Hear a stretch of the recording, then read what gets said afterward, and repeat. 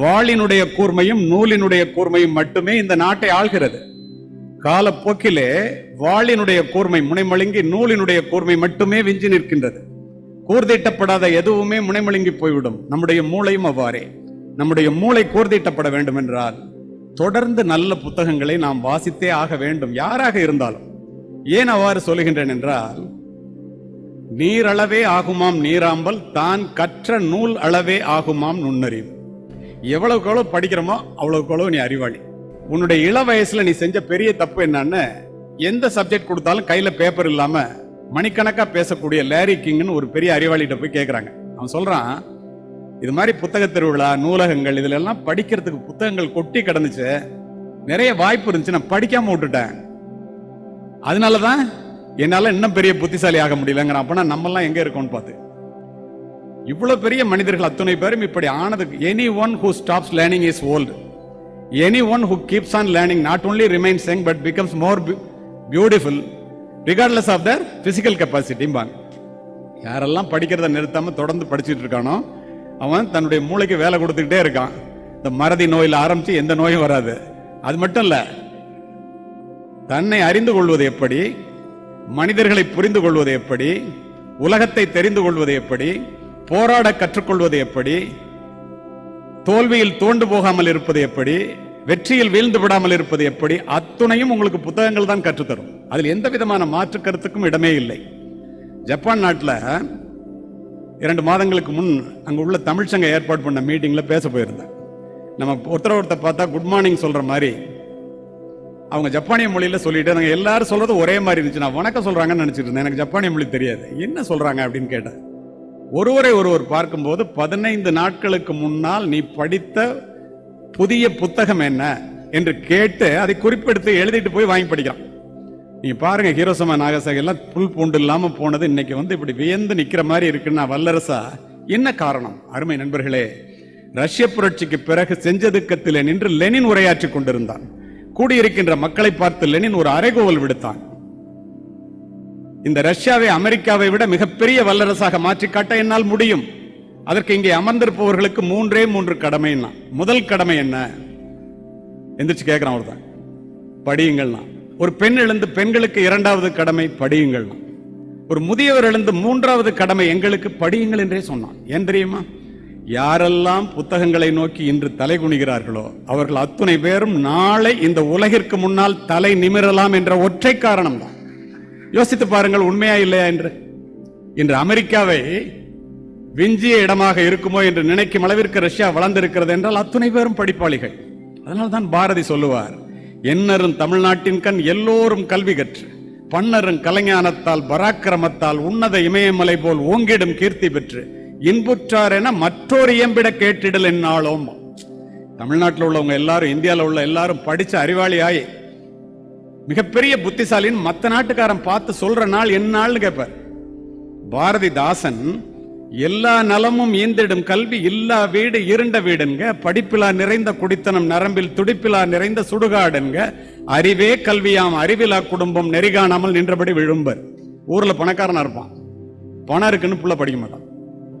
அடுத்த தலைமுறையில ஒழுக்கம் கெட்டு அறிவில்லாமல் அந்த பிள்ளையினால் அந்த தலைமுறை வீழ்ந்து போவதை வாழ்ந்து கெட்ட வீடுன்னு ஊருக்கு ஊர் இருக்கும். பாத்தீங்கன்னா அதே ஏழை பிள்ளையா இருப்பான், படிச்சிருப்பான், ஆலமரத்தை போல அந்த குடும்பம் விழுது விட்டு வளரும். சிந்தித்து பாருங்க. இங்க அமர்ந்திருக்கின்ற, நேற்று இறையன்பு சார் பேசிட்டு போனார், எனக்கு தெரியும். இங்க எஸ்பி இருக்காரு, கலெக்டர் இருக்காரு, நான் இருக்கேன், எல்லாரும் ஏசில இருந்து எல்லாரையும் நீங்க இப்ப எங்களெல்லாம் பேச கூப்பிடுறீங்க இல்லையா? இங்க உட்கார்ந்துருக்கிற எல்லாரையுமே சொல்றேன், எதுக்காக கூப்பிடுறீங்க? நாங்கெல்லாம் பெரிய கோடீஸ்வரர்கள் என்பதால அல்ல. பின் என்ன காரணம்? ஒரே காரணம்தான், எக்குடி பிறப்பினும் யாவரே ஆயினும் அக்குடியில் கற்றோரை மேல் வருகவென்பர். நீ எந்த ஜாதி மதம் கொள்ள அதெல்லாம் கிடையாது. நீ படிச்சுட்டேன்னா உன்னை மேல வந்து கூப்பிட்டே ஆகணும். படிச்சு ஒரு பதவிக்கு அந்த பதவியை ஒழுங்கா பயன்படுத்தி அறிவுபூர்வமா உன்னை தக்க வச்சுக்கிட்டேன்னா நீ மேடைக்கு வந்து யாரா இருந்தாலும் கூப்பிட்டே ஆகணும். வேற்றுமை தெரிந்த நாற்பால் உள்ளும் கீழ்ப்பால் ஒருவன் கற்பின் மேல்பால் ஒருவனும் அவன் கற்படுமே. நான் ஆரிய கடைப்பட நெடுஞ்செழியன் சொல்றான். என்ன எந்த ஜாதி மதம் அதெல்லாம் ஒண்ணும் கிடையாது. நீ படிச்சுட்டேன்னா நீ மேல வரலாம். ஏன் அப்படி? என்ன காரணம்? பணத்தை தேடி ஓடிக்கொண்டிருக்கின்ற இந்த காலகட்டத்தில் புத்தக வாசிப்புக்கு, அறிவுக்கு இவ்வளவு முக்கியத்துவம் கொடுக்கிறார்களே ஏன்? அறிவுடை ஒருவனை அரசனும் விரும்புவான்.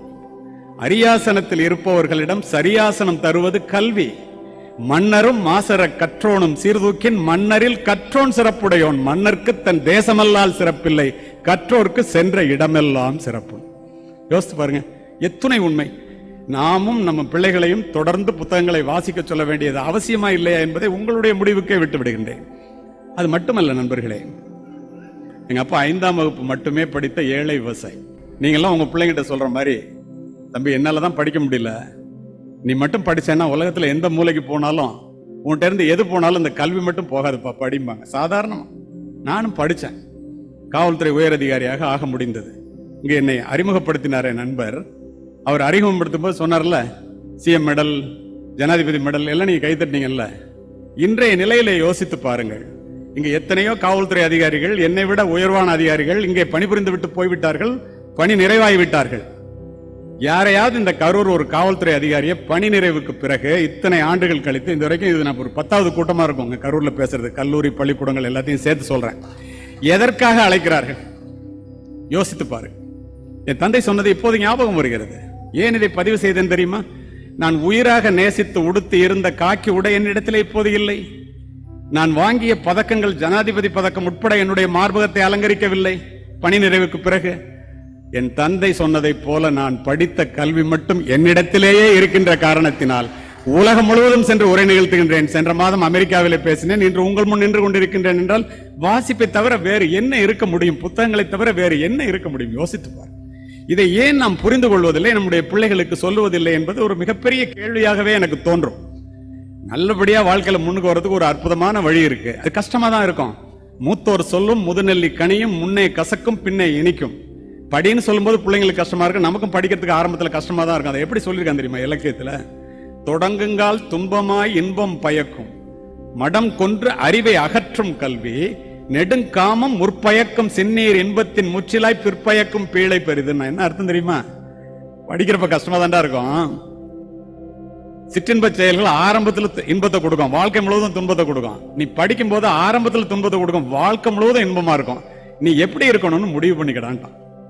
இப்ப எல்லாரும் ஒரு படித்த மக்கள், இந்த மாதிரி நல்ல மனிதர்கள் சேரும் போது 1000 வருஷத்துக்கு முன்னாடி சொல்லியிருக்கான், நற்றாமரை குளத்தில் நல்லெண்ணம் சேர்ந்தார் போல் கற்றாரை கற்றாரே காமுறுவர், கற்பிலா மூர்க்கரை மூர்க்கர் முகப்பர் முதுகாட்டில் காக்கை உகக்கும் பிணம்னா. நல்ல படித்த அறிவாளிகள் பத்தின பேர் இன்னைக்கு வந்து உட்கார்ந்து பேசி கேட்கணும்னு வர்றீங்க இல்லையா?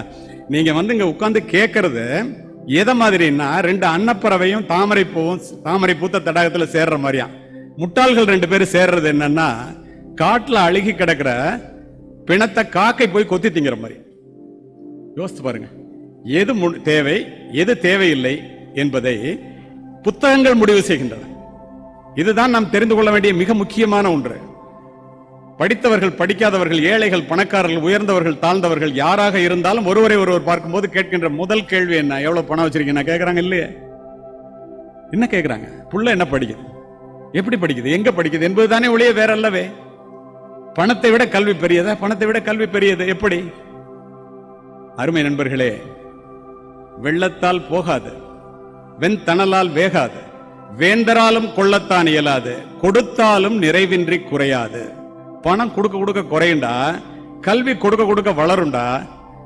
கல்லர்க்கோ மிக அரிது, காவலோ மிக எளிது, கல்வி என்னும் உள்ளத்தை பொருள் இருக்க உலகெல்லாம் பொருள் தேடி உழல்வது ஏனோன்ட்டான். பாதுகாக்க வேண்டிய அவசியம் இல்ல. இன்னும் வள்ளுவர் அதை இன்னும் அற்புதமா சொல்லுவாரு. ஒரு அரசனை அவனே படையெடுத்து வந்தா கூட உன்கிட்ட இருக்கிற கல்வி அபகரிக்க முடியாது, ஆனா உன்கிட்ட இருக்கிற பணத்தை அபகரிச்சிடலாம், உன்கிட்ட இருக்கிற சொத்தை அபகரிச்சிடலாம். எப்படி பாருங்க, அப்படிப்பட்ட ஒரு கல்வியை, அப்படிப்பட்ட ஒரு வாசிப்பை, இந்த புத்தகங்களை தேர்வு செய்து நல்ல நல்ல புத்தகங்களை நாம் வாசிக்க வேண்டுமா இல்லை? அதற்காகத்தான் இந்த அரசாங்கம், அதற்காகத்தான் இந்த மக்கள் இப்படியெல்லாம் புத்தகத்தை எழுதி குவிக்கிறார்கள். நீங்கள் வாங்கப்பட்ட புத்தகங்கள் அவர் சொன்னதை போல வாசிக்கப்பட வேண்டும். வாசிக்கப்பட்ட புத்தகங்களை நீங்கள் திரும்ப மனதிலே அலைபோட வேண்டும். இப்படியெல்லாம் இருந்தால் உங்களுடைய முன்னேற்றத்தை எவராலும் தடுக்க முடியாது. நீ நூலகத்திற்கு போ, நாம் எவ்வளவு பெரிய முட்டாள்கள் என்பதை அங்குள்ள புத்தகங்கள் சொல்லும். அணுகுண்டு கூட ஒரு முறைதான் ஓசையுடன் வெடிக்கும், புத்தகங்கள் திறக்கும் போதெல்லாம் ஓசையின்றி வெடிக்கும் என்பார் ஜெயகாந்தன். கருத்துலக பெரியவர்களின் கனமான சிந்தனைகள் புத்தகங்களிலே கொட்டி கிடக்கின்றன. அவற்றை படிப்பதன் மூலமும் அதன்படி நடப்பதன் மூலமும் மட்டுமே நாமும் உயர்ந்து நம்மை சுற்றி உள்ளவர்களையும் உயர்த்த முடியும். உலகத்தையே வென்ற Alexander, the man who conquered the entire world, Macedonia அரண்மனையிலே ராணுவ உடையோடு நின்று கொண்டிருக்கின்றார். மக்கள் காலை 6:30 மணிக்கு சாரி சாரியாக போகிறார்கள். நடந்த நிகழ்வு. தன்னுடைய தளபதியை அழைத்த அலெக்சாண்டர் கூட்டம் கூட்டமா போறானே நம்ம நாட்டில், எங்கடா போறான்னு கேட்கிறான். டயோஜனிஸ்னு ஒருத்தர் இருக்காரு, பயங்கரமான புத்திசாலி, அரிஸ்டாட்டிலோட பையன் இவன், அரிஸ்டாட்டிலோட மாணவன். யாரு? அலெக்சாண்டர். சாக்ரட்டிஸினுடைய மாணவன் பிளேட்டோ, பிளேட்டோவினுடைய மாணவன் அரிஸ்டாட்டில், அரிஸ்டாட்டிலுடைய மாணவன் the great Alexander who conquered the entire world. அவன் கேட்கிறான், அவனே பெரிய அறிவாளி. அவன்கிட்ட இவன் சொல்றான், தளபதி நம்ம ஊர்ல ஒரு பெரிய அறிவாளி இருக்காரு, டயோஜனிஸ்னு பேரு, அவரை பார்க்கறதுக்கு எல்லாரும் போறாங்க, போய் அவனை அழைச்சிட்டு வராங்க. தளபதி குதிரை எடுத்துட்டு போறான். அப்பெல்லாம் தாமஸ் ஆல்வா எடிசனே பிறக்கல, மின்சார பல்பெல்லாம் கண்டுபிடிக்கல. சூரிய வெளிச்சத்துல காலையில 6:30 மணிக்கு புத்தகத்தை திறந்து வைத்து சம்மணமிட்டு உட்கார்ந்து ஆயிரக்கணக்கான பேருக்கு படித்து படித்து சொல்லிக் கொண்டிருக்கிறார் டயோஜனிஸ். போய் வா அரண்மனைக்குங்கிறான். ஏன்னு கேட்கிற, மன்னன் உன்னை பார்க்கணும்னு சொல்றாரு. நான் மன்னனை பார்க்கணும்னு சொல்லலையே அப்படிங்கிறாரு. அவன் சொல்றான், மன்னன் உன்னை பார்க்கணும்னு சொன்னாரு. அப்படின்னா மன்னனை வர சொல்றாங்களாம். இவன் ஷாக் ஆயிடுறான். எப்பற போய் அலெக்சாண்டர் போய் இங்க வர சொல்றாருன்னு சொல்றது, தலை துண்டாயிடுமே நினைச்சிட்டு பயந்துகிட்டே போறான். வர வழி இல்லை. போய் உங்களை வர சொல்றானா, என்னை வர சொன்னானா என்று வியந்த அலெக்சாண்டர், நான் வருகிறேன் என்று, அறிவுள்ளவன் இல்லையா, குதிரையை எடுத்துட்டு போறான். இப்படி உட்கார்ந்து பேசிட்டு இருக்கான். கூட்டம் அப்படி இருக்கு. நடுப்புற போய் குதிரையை நிறுத்துறான் அலெக்சாண்டர். புத்தகங்களிலிருந்து கண்களை அகற்றாமல் டயோஜனி சொல்லுகிறான், சூரிய வெளிச்சம் என்னுடைய புத்தகத்திலே பட்டு நான் படித்து மக்களுக்கு உரை நிகழ்த்தி கொண்டிருக்கின்றேன். குறுக்கே உன்னுடைய குதிரையை நிறுத்தி குதிரையினுடைய நிழல் மூலமாக நான் படிப்பதை தடுக்கின்ற முட்டாளே, குதிரையை அகற்றி நிறுத்துங்கிறான். யார? அலெக்சாண்டர். ஆடி போயிடறான். அவன் சொன்ன துணியை பார்த்தோன்னு அலெக்சாண்டர் தள்ளி நிறுத்திட்டு இறங்குறான். உனக்கு என்ன வேணும் அப்படின்னு கேட்கிறான். அதுக்கு தான் வர சொன்னான். உலகத்தை ஜெயித்த அலெக்சாண்டரை டயோஜனிஸ் கேட்கிறான், உனக்கு என்னடா வேணும்னு. அவன் நாட்டில் இருந்துட்டு இவனுக்கு என்ன நடக்குதுன்னே அவனால் நம்ப முடியல அலெக்சாண்டருக்கு. இல்ல என்ன பார்க்காம உன்னை ஏன்டா பார்க்க வர்றான், இந்த ஒற்றை கேள்விக்கு பதில் சொல்ல அப்படிங்கிறான். அதுக்கு அவன் சொல்றான், அலெக்சாண்டர் நீ ஒரு அழிவு சக்தி, நான் ஒரு ஆக்க சக்தி. எப்படி தெரியுமா? நீ உன்னுடைய வாளின் கூர்மையினால் இந்த மண்ணை வென்றவனடா, நான் என்னுடைய நூலின் கூர்மையினால் என்னையே வென்றவனடா. மனிதர்கள் உன்னை, மண்ணை வென்ற உன்னை விடுத்து தன்னையே வென்ற என்னை பார்க்க வருகிறார்கள், இது கூடவோ உனக்கு தெரியவில்லைங்கிறான். நின்று சல்யூட் அடிச்சுட்டு அலெக்சாண்டர் திரும்பி போயிடு. இது வரலாறு சொல்லுகின்ற உண்மை. எங்கிருந்து வருகிறது? புத்தகங்களில் இருந்து தானே வருகிறது. நினைத்து பாருங்கள், உண்டா இல்லையா என்று. இதை எப்படி நாம் கொண்டு போய் சேர்ப்பது இளைய தலைமுறைக்கு? ஓதாமல் ஒரு நாளும் இருக்க வேண்டாம். ஒரு நாள் கூட படிக்காம இருக்காத. உலக நீதி 1000 வருஷத்துக்கு முன்னாடி அவையார் சொல்லிட்டு போயிட்டாரு. இளமையில் கல்.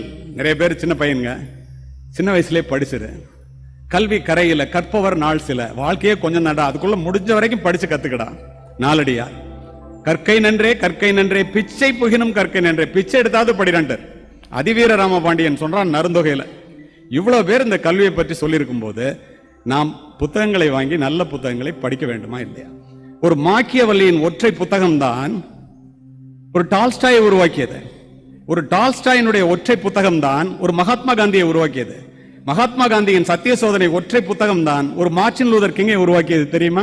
நண்பர் கருப்பண்ணன் பேசும்போது சொன்னார், அப்துல் கலாம் அவர்கள் மூர் மார்க்கெட்ல ஒரு புக்கை வித்தாரு. திரும்ப அதை போய் அப்பா அம்மா எல்லாம் பார்த்துட்டு வந்து வாங்கினாரு. எவ்வளவு ஏழ்மையில படிச்சாருன்னு. அந்த புத்தகத்தினுடைய பெயர் வெலாசிட்டி.